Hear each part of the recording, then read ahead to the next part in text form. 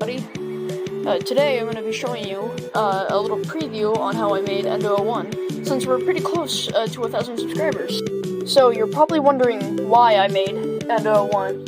Well, it was a hot summer day. I'm chilling in my room, and I'm like, I need to make a new animatronic, but I don't know what to do. So I'm just randomly scrolling through images of FNAF characters, and I'm like, I should make a Endo 01. After choosing the character I want to make, I started looking at some reference images of other existing FNAF Endo 01s, and I took those into account, making my own. So I went to Tinkercad, and I used the Endo 01 game model and modified it to add mechanical features and electronics onto it. But the hardware I used with Endo 01 was a Arduino Uno, breadboard, a few jumper cables, specifically orange, red, and black. That's what supplies movement, power, and ground to the motors, and last but not least, servo motors.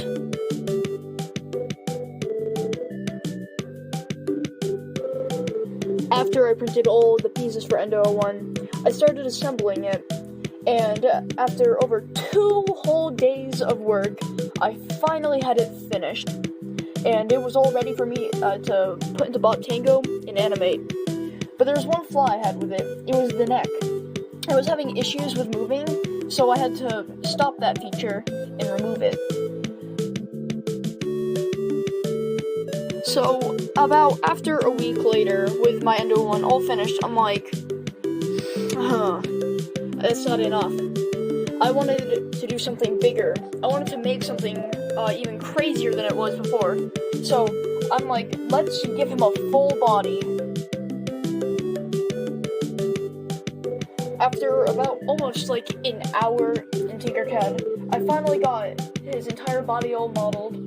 The next thing was having to print him out, and oh my goodness. The amount of printing hours in filament he took was crazy. He took about over 5 whole entire rolls of PLA.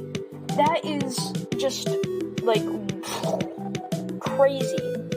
And so, I had to assemble all these pieces, and I had such trouble with the arms. Like, there was just one freaking piece of the arm that I couldn't put together, and it was annoying. So I finally got it on there, and I'm like, that's done.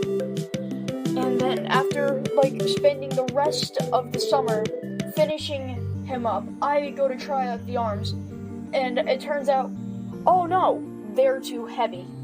So I'm just like, I'm not gonna deal with it. I'm just gonna leave them as it is.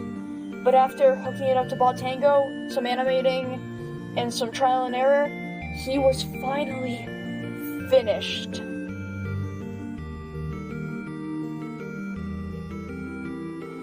And coming to the conclusion of this, after I was done with Endo 01, I was just like, finally, I can rest. Because it took me the entire month to finish his whole body, because I had to wait for shipments of filament to come and hardware.